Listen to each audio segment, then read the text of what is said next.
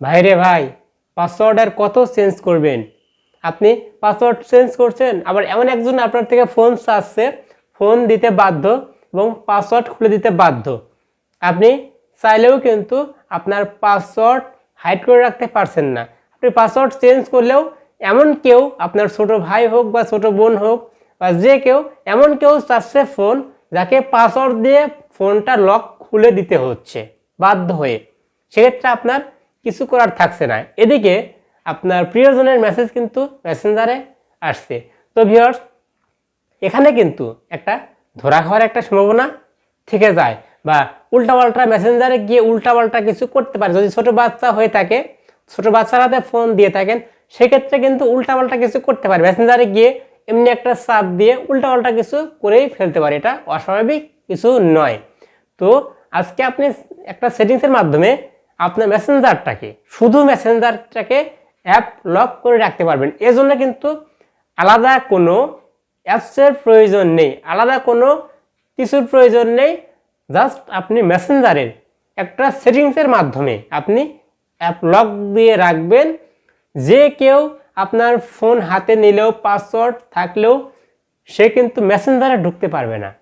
আপনার পুরো মেসেঞ্জারটা লক হয়ে থাকবে। মেসেঞ্জারে ঢুকতে চাইলে আবার পাসওয়ার্ড চাইবে বা আপনার ফিঙ্গার দিতে পারবেন।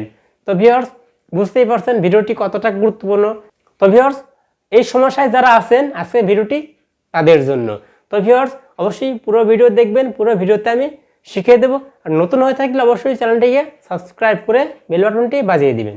তো ভিউয়ার্স, আসুন দেখাচ্ছি কীভাবে কাজটি করবেন। তো এর জন্য মেসেঞ্জারে যেতে হবে। মেসেঞ্জারে যাচ্ছি।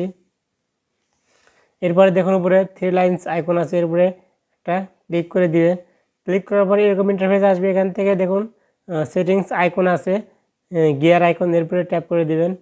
ট্যাপ করার পরে এরকম ইন্টারফেস আসবে। এখান থেকে নিচের দিকে দেখুন প্রাইভেসি অ্যান্ড সেফটি নামে একটা অপশন আছে, এরপরে ক্লিক করে দিবেন। এরপরে এখান থেকে দেখুন অ্যাপ লক লেখা আছে, অ্যাপ লকের উপরে ক্লিক করে দিবেন। ক্লিক করে এখান থেকে অ্যাপ লকটা দেখুন এখান থেকে আপনি অন করে দিবেন। এখান থেকে অন করে আপনি চাইলে আপনার ফিঙ্গারপ্রিন্ট বা অন্য কোনো পিনকোড বা পাসওয়ার্ড দিয়ে আপনি সেভ করতে পারবেন। এটা অন করে দিলে, অন করে দিয়ে ফিঙ্গার দিন বা পাসওয়ার্ড দিন, দেওয়ার পরে আপনার পুরো মেসেঞ্জারটা কিন্তু লক হয়ে যাবে।